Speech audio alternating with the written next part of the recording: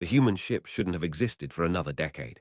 But there it was, on every scanner in the Concordance listening post, tearing through space at velocities that made Admiral Crixnell's segments lock rigid with disbelief. "Confirm identification," he barked, his mandibles clicking so rapidly they sounded like rainfall on metal. Lieutenant Thrace Valen's 4 fingers danced across his console, his pale blue skin flushing darker with each passing second. The Andorian officer had spent 6 months preparing first contact protocols based on carefully controlled scenarios. None of those involved a human ship appearing in concordant space 15 years ahead of schedule, broadcasting what could only be described as a victory song at maximum volume. "Vessel designation, UNSC Perseverance," Thrace reported, fighting to keep his voice steady. "Configuration unknown, doesn't match any projected human design. Power signature is," he paused, recalibrating his instruments. "Sir, that can't be right. That reactor output exceeds our own heavy cruisers." Crixnell slithered to the viewport, his compound eyes focusing on the distant gleam of the impossible ship. "Hail them. Standard first contact protocol. And for the ancestors' sake, somebody turn off that noise they're broadcasting." "Sir, I think that noise is intentional," offered Ensign Dalla, a Ithrian whose wings were vibrating with nervous energy. "Computer analysis suggests it's a cultural artifact called rock music, specifically a song titled Don't Stop Me Now. The lyrics are concerning, sir.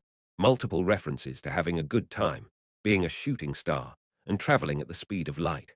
"They're not traveling at light speed," Crixnell muttered. "They're traveling significantly faster, which should be impossible given their theoretical frameworks from 6 months ago."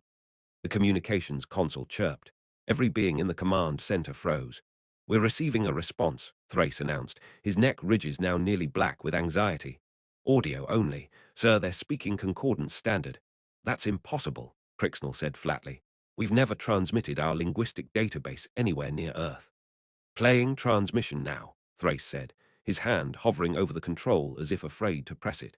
A human voice filled the command center, male, middle-aged, with an accent the translator identified as North American English origin. The tone was cheerful, almost aggressively friendly.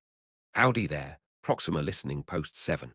This is Captain Jack Brennan of the United Nations Space Command Ship Perseverance. Beautiful day for first contact, wouldn't you say? We've been trying to reach you folks for about, 300 years now. Funny story about that. Turns out all those technical failures and mysterious redirections of our probes weren't accidents. Took us a while to figure out someone was actively hiding from us. No hard feelings, though. We understand caution. Hell, we invented it."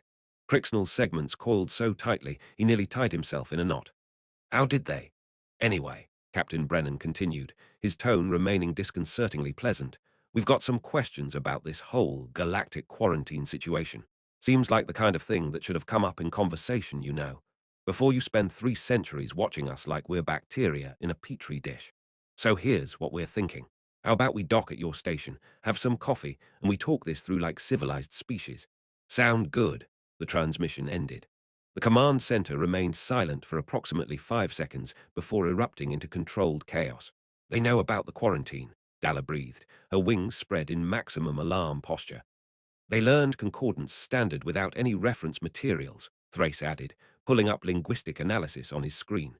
"Sir, the computational power required to extrapolate an entire language from intercepted transmissions is comparable to breaking modern encryption protocols," Crixnell finished grimly, "which means every secure communication we've had about humanity has been intercepted, decoded, and analyzed," a new voice said from the command center's entrance. Every head turned to see Kalmara flowing through the doorway, her crystalline form pulsing with urgent crimson patterns. The Lumidian instructor had been promoted to intelligence director after her work on the human studies program, and she looked like she hadn't dimmed her bioluminescence for rest in several days. "How long have you known?" Crixnell demanded. Kalmara's form flickered apologetically. "Our cryptology team detected sophisticated intrusion attempts on our communication networks 18 months ago. We assumed it was the Orvelian separatists. We were wrong." She pulled up a holographic display showing data breaches mapped across concordant space. "Humans have been inside our networks for at least 2 years, possibly longer. They've been listening to everything we've said about them." "Mother of stars," Thrace whispered, his entire body going pale. "They heard our tactical assessments, our threat simulations, our debates about preemptive strikes. And yet, Kalmara noted, her tone thoughtful despite the severity. They sent one ship, one captain, asking to talk. Crixnell's mandibles clicked in the pattern indicating deep consideration, or testing our response. Lieutenant Valen analyzed that human ships' capabilities based on scanner data. Assume hostile intent and tell me what we are facing. Thrace's fingers flew across his console, his military training overriding his shock. Reactor signature suggests antimatter containment, stable antimatter, which we've theorized but never achieved safely. Hull composition includes materials not in our periodic table, possibly artificial elements. Weapons signatures are.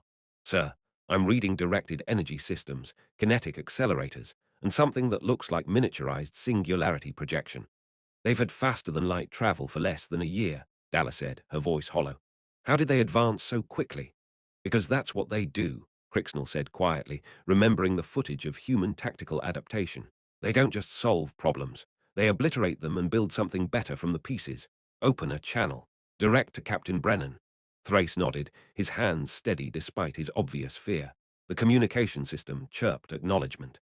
Crixnell straightened his segments, attempting to project diplomatic authority while his biology screamed at him to flee. Captain Brennan, this is Admiral Crixnell of the Galactic Concordance Defense Fleet. Your presence in Concordance space is unexpected. Admiral. Brennan's voice carried enough enthusiasm to suggest he was genuinely delighted. Pleasure to meet you. Looking forward to the meeting part soon. And yeah, we figured unexpected was about right. We were aiming for fashionably early rather than terrifyingly premature. But you know how it goes with new technology. Test flight goes well. Suddenly you're covering distances in days that used to take theoretical centuries. Captain, your ship's capabilities suggest technological advancement far beyond what our projections indicated was possible for your species at this stage, Crixnell said carefully. Perhaps you could explain how humanity achieved such rapid progress. Oh, that's the fun part. Brennan actually laughed. See, we've been listening to your communications for a while now. Don't take it personally. It's just what we do when someone's obviously spying on us. And we kept hearing about how worried you were about us getting our hands on advanced technology. Real concerned about what violent, primitive humans might do with antimatter reactors and quantum computers and whatnot. Crixnell's segments tensed. Captain, so we figured, hey, why wait? Why not prove we can handle the responsibility by, inventing it ourselves? No help, no stolen tech, no shortcuts. Just good old-fashioned human stubbornness and about 50,000 scientists who stopped sleeping for 18 months. Brennan paused. Also, we may have been slightly motivated by spite. Turns out telling humanity they're not ready for something is basically the fastest way to make them ready for it. Kalmara's crystalline form flashed with what might have been admiration or terror. The colors were similar. They weaponized our own threat assessments against us, she murmured. Used our fear of their advancement as motivation to advance faster. Captain Brennan, Crixnell tried again. The Galactic Concordance has maintained the quarantine protocol for Earth's protection as much as our own. Your species' historical tendency toward violence. Yeah, we read those reports, Brennan interrupted, though his tone remained friendly. Real thorough work, by the way, fair assessment of our past. But here's the thing, Admiral. You stopped watching when we started getting interesting. You saw World War II and Vietnam and figured, well, these folks will never change. But you missed the 70 years after that. We've maintained continuous observation of Earth, Crixnell protested. You've maintained continuous fear of Earth, Brennan corrected, his voice finally taking on an edge. There's a difference. You watched for threats. You didn't watch for growth. So let me fill in what you missed. Global poverty down 80%. Warfare deaths down 90%. Life expectancy doubled. Literacy near universal. Oh, and we've been broadcasting offers of peace and cooperation into space for decades. You just kept scrambling the signals. The command center had gone silent. Every officer was listening, their various forms of body language all expressing the same thing. Dawning realization that they might have made a catastrophic mistake. We eliminated smallpox, Brennan continued, warming to his subject. Eradicated polio. Learned to feed 10 billion people without destroying the planet.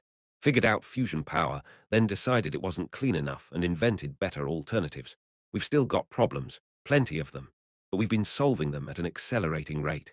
And all while knowing someone was watching us, judging us, and deciding we weren't worth talking to. Crixnell felt something he hadn't experienced since his early combat days. Genuine shame. Captain, I acknowledge that the Concordance's assessment may have been incomplete. Incomplete. Brennan repeated, a dry laugh in his voice. That's diplomatic. Admiral, I'm going to be straight with you, because apparently nobody else in this conversation has been. Humanity knows about the quarantine. We know you've been debating whether to keep us locked up, cautiously contact us, or, he paused significantly. Well, we read those other options too, the preemptive strike proposals, the neutralize the threat scenarios. The command center's temperature seemed to drop 10 degrees. Captain Brennan, Kalmara interjected quickly, her form pulsing with placating blue tones. Those were theoretical exercises, academic debates. No action was ever authorized. Direct to Kalmara, Brennan said, and the fact that he knew her name made several officers flinch. I appreciate the clarification. I do. But from humanity's perspective, we just discovered that an entire galactic civilization has been watching us for 3 centuries, lying to us about our place in the cosmos, and debating whether we deserve to exist. So I'm sure you can understand why we're a little tense about the situation. Is that a threat, Captain? Crixnell asked quietly. It's context, Admiral, Brennan replied. Because here's what happens next. Either we talk this through and figure out a way forward together, or humanity assumes the concordance is hostile and acts accordingly. And neither of us wants option 2. Thrace pulled up the tactical simulations he'd studied 6 months ago, the ones showing a 94% probability of concordance defeat if humans perceive them as enemies. His hands trembled as he routed the data to Crixnell's private display. You're asking for first contact negotiations, Crixnell said slowly. I'm asking for honest contact negotiations, Brennan corrected. First contact was 300 years ago when you decided to start hiding from us.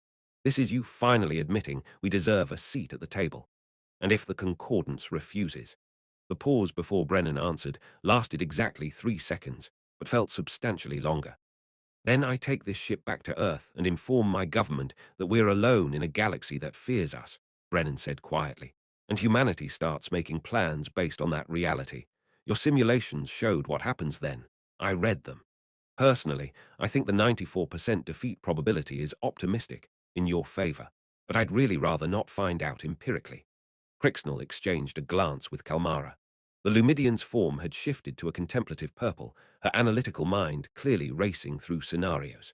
The Concordance Council would need to approve any formal first contact protocols, Crixnell said carefully.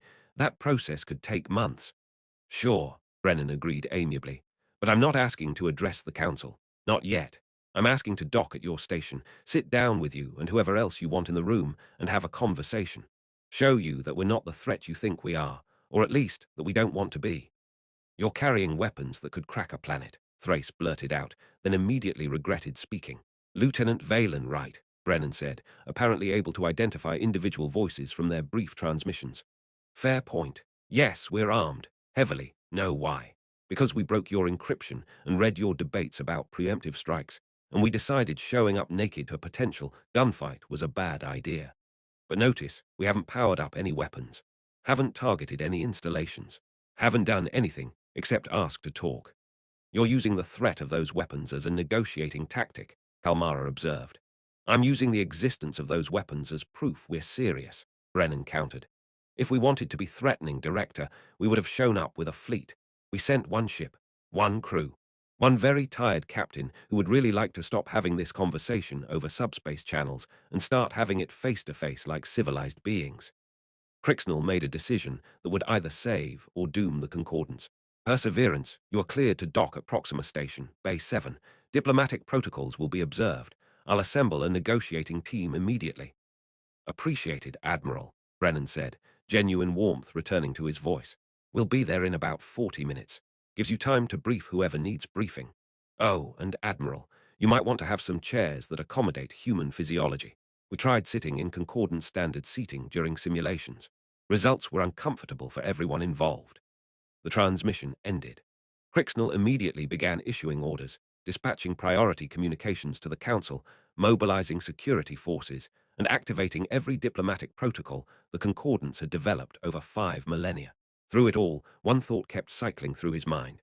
They were 40 minutes from discovering whether humanity's capacity for peace matched their capacity for war. Thrace found himself assigned to the greeting party, standing in docking bay 7 alongside Crixnell, Kalmara, and 20 heavily armed guards whose weapons seemed laughably inadequate, given what they now knew about human military capabilities. Sir, Thrace said quietly while they waited for the Perseverance to complete docking procedures. What if this is a trick? What if there are more human ships waiting in stealth? Crixnall's segments shifted in acknowledgement. Then we discover whether dying with dignity is better than living with fear. Either way, the old paradigm is over. The moment that ship appeared, the quarantine ended. The docking clamps engaged with a resounding clang that seemed to echo through the entire station. Warning lights flashed as the bay pressurized to accommodate human atmospheric requirements. The airlock cycled open with a hiss of equalizing pressure. Captain Jack Brennan stepped through, and Thrace got his first direct look at a human being. The captain was tall by human standards, perhaps 1.85 meters, with dark skin, close-cropped graying hair, and eyes that looked simultaneously tired and intensely alert. He wore a dark blue uniform covered in insignia that Concordance intelligence would spend weeks analyzing. Behind him came 5 more humans, 2 women, 3 men, various ages and ethnic backgrounds, all moving with the controlled awareness Thrace recognized from military training footage. Brennan smiled, which Thrace's cultural database indicated was a friendly gesture, though the display of teeth made several guards shift nervously. Admiral Crixnall, Brennan said, stepping forward with one hand extended in what the database identified as a handshake, a human greeting ritual involving physical contact. Thank you for agreeing to meet. Crixnall hesitated only briefly before extending his primary manipulator appendage to grasp Brennan's hand. The human's grip was firm but not crushing, carefully calibrated to avoid insulting or injuring. Captain Brennan, Crixnall replied, his translator rendering his mandible clicks into English. Welcome to Proxima Station. On behalf of the Galactic Concordance, I hope this meeting marks the beginning of productive dialogue between our civilizations. I'll drink to that, Brennan said, releasing the Admiral's appendage, or whatever the Meridian equivalent is. Coffee, tea, ceremonial exchange of bioluminescent fluids. Despite the tension, several Concordance officers made sounds approximating laughter. Kalmara stepped forward, her crystalline form pulsing with diplomatic gold tones. Captain Brennan, I'm Director Kalmara of Concordance Intelligence, she said, her voice achieving the harmonious frequencies indicating respect. We've prepared a conference space for negotiations. Outstanding, Brennan said, gesturing for his crew to follow. Lead the way. Oh, quick question. Is everyone here cleared to hear classified information? Because what I'm about to propose is going to get real specific real fast. Crixnall dismissed all but essential personnel, leaving only Kalmara, Thrace, and 4 senior officers. They moved through the station's corridors toward a diplomatic suite that had been hastily reconfigured for human physiology. Concordance, engineers had installed chairs with backs, an alien concept for most species, and adjusted the gravity to Earth standard. Once everyone was seated, or coiled, or otherwise positioned comfortably, Brennan pulled a small device from his uniform pocket and placed it on the table. Lights flickered across its surface. Portable quantum encryption field, he explained. Figured if we're going to be honest, we should be privately honest. This conversation stays in this room unless we agree otherwise. Kalmara's form pulsed with interest. That's Tier 5 technology. It shouldn't exist outside theoretical physics. Tier 5 by your classification system, one of Brennan's officers, a woman with sharp features and calculating eyes, corrected. We use a different scale. Also, we're showing you this so you understand. When I say we're being honest, I mean it. We're not hiding our capabilities anymore. Crixnall's segments coiled with tension. A demonstration of strength. A demonstration of trust, Brennan countered. We could keep pretending to be less advanced than we are, play the primitive species card. But that's how this whole mess started, with deception. So cards on the table. Humanity has achieved parity with concordance technology in most areas and superiority in several. We have functional antimatter power, quantum computing, genetic engineering, artificial intelligence, and yes, weapons that could theoretically crack planets. We have all of this, and we developed it in 18 months of focused effort. The room went very quiet. Impossible, breathed one of the Concordance senior officers, a draconian whose scales had gone pale. Improbable, the sharp-featured woman corrected. Captain Brennan mentioned 50,000 scientists working without sleep. That was actually conservative. We had 200,000 researchers in 80 countries working in rotating shifts with pharmaceutical cognitive enhancement and air-assisted analysis. Humanity decided becoming spacefaring was an existential priority. We made it happen. Why? Kalmara asked, her form flickering with genuine curiosity. Why such urgency? Brennan leaned back in his chair, his expression growing serious. Because about 3 years ago, one of our deep space monitoring stations picked up a fragment of encrypted concordance transmission. Took us 9 months to break the code. The transmission was a Security Council debate about Earth containment protocols. He paused.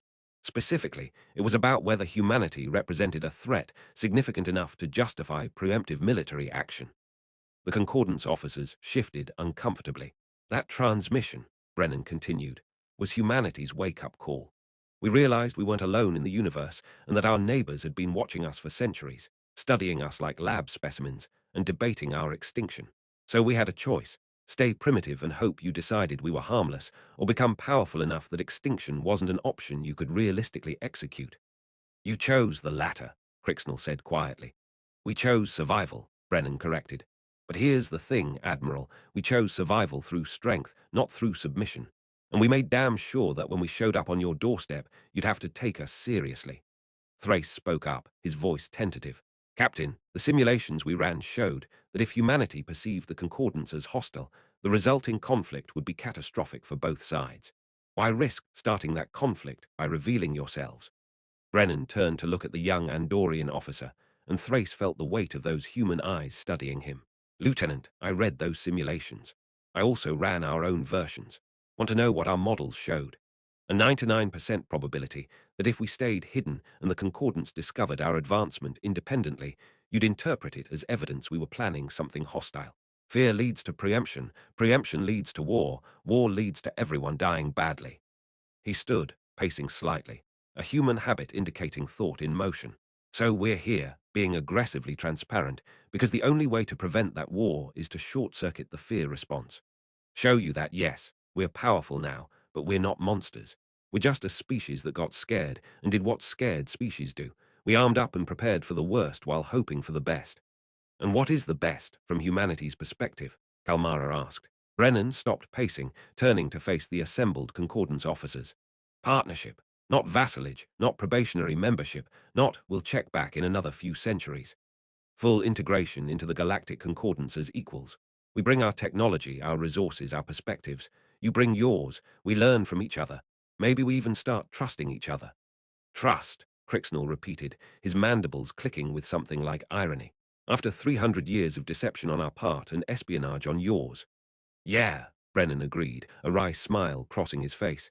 It's not ideal, but it's what we've got. The question is, do we waste energy being angry about the past, or do we invest it in building a better future? The sharp-featured officer spoke again. Admiral, I'm Commander Patricia Vasquez, Chief Strategic Analyst for the UN Space Command. I'd like to address something directly. She pulled up a holographic display showing tactical data. These are humanity's current military assets. Full inventory, no classified information withheld. We're showing you everything because we want you to understand we could fight you. We'd probably lose. Your infrastructure is too established, your numbers too great. But we'd hurt you badly enough that victory would be Pyrrhic at best. This is a threat, the draconian officer growled, smoke curling from his nostrils. This is transparency, Vasquez countered coolly. We're showing you the alternative to partnership, so you understand what you're choosing between. War would cost both sides catastrophically. Peace costs you only the admission that you were wrong to cage us. Kalmara's form pulsed through several color shifts before settling on contemplative blue. Captain Brennan, even assuming the Concordance Council accepts humanity as equals, there's a significant problem: your psychological profile. Our studies show humans possess an almost pathological refusal to surrender, a willingness to sacrifice that exceeds any known species, and tactical creativity that borders on reckless. How do we integrate a species whose first instinct when facing superior force is to attack? Brennan exchanged glances with his crew, something passing between them that Thrace's cultural database couldn't quite interpret. When the captain spoke again, his voice was softer, more reflective. Director, I'm not going to pretend we're not a dangerous species. We are. Our history is soaked in blood, most of it our own. We've committed atrocities that would horrify your most brutal civilizations. He paused, choosing his words carefully. But that same history also shows something else. We learn. Slowly, painfully, with backsliding and failure, but we learn. The humans who fought at Stalingrad aren't the same as the humans who built the International Space Station. The humans who dropped nuclear weapons on civilian cities aren't the same as the humans who spent 60 years afterward ensuring it never happened again. He looked directly at Kalmara. You watched our worst moments and assumed that was all we were, but you didn't watch us make ourselves better. That's the part that actually matters. And if you revert, Crixnell asked, if the pressure of integrating into galactic society triggers those old instincts, if humanity decides the concordance is a threat to eliminate rather than a partnership to nurture, then you'd be right to have been afraid of us, Brennan admitted. But Admiral, here's what I need you to understand. Humanity is capable of incredible violence, yes, but we're also capable of incredible change. We've spent thousands of years learning to channel our aggression into competition, our tribalism into cooperation, our fear into exploration. We're not perfect at it. We never will be. But we're trying, and we get a little better every generation. One of the other human officers, a younger man with dark hair and intense eyes, spoke up for the first time. Admiral, I'm Dr. James Rodriguez, cultural anthropologist. I've studied the integration patterns of every species in the concordance. Do you know what they all have in common? They were all peaceful when you found them. They'd all resolved their internal conflicts, achieved stable governance, developed post-scarcity economics. You've only ever integrated species that had already learned to be gentle. Rodriguez leaned forward. Humanity is different. We're still learning, still fighting, still making mistakes. But that's exactly why you need us. Every species in the concordance thinks like you do, rationally, cautiously, with an emphasis on preservation over risk. That's great for stability, terrible for innovation. You've been technologically stagnant for 1,000 years because nobody in your entire civilization thinks like we do. And how do humans think? Thrace asked, genuinely curious despite his fear. Rodriguez smiled. We think that's impossible, and then we do it anyway. We think those odds are insurmountable, and then we find a way. We think nobody has ever succeeded at this, and we take that as a challenge rather than a warning. Your concordance has given the galaxy peace and prosperity, but you've also given it complacency. You need humans to shake things up, to ask uncomfortable questions, to push boundaries you didn't know existed. Crixnell's segments coiled thoughtfully. An interesting argument. Essentially, you're suggesting humanity's recklessness is a feature, not a bug. Exactly, Brennan agreed. We're not asking you to change. We're offering to complement you. Your wisdom plus our audacity, your infrastructure plus our innovation, your experience plus our energy, and your weapons plus your proven willingness to use them, Kalmara added pointedly. War is what humans do when diplomacy fails, Brennan said quietly.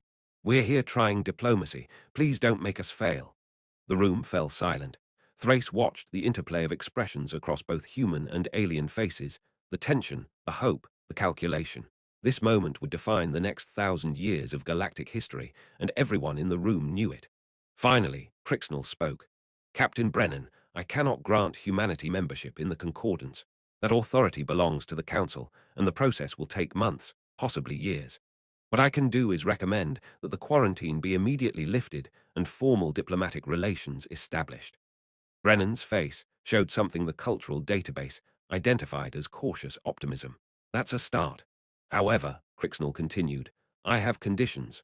First, humanity must agree to technology sharing protocols. We show you everything, you show us everything. No secrets, no hidden developments. Agreed, Brennan said immediately. Second, you must accept concordance observers on Earth and permit similar human observers at concordance installations. Transparency flows both directions. Also agreed. Third, and here Crixnell's mandibles clicked with emphasis, humanity must demonstrate restraint. The Council will be watching for any sign that your aggressive tendencies overwhelm your diplomatic ones. Any military action against another species, any unauthorized expansion into concordance space, any violation of galactic law will result in immediate sanctions. Brennan nodded slowly. We can agree to those terms with one addition. The Concordance must commit to treating us as equals, not probationary members. We're not children to be monitored and judged. We're a sovereign species deserving respect. Kalmara's form pulsed with diplomatic gold. A reasonable counter-proposal.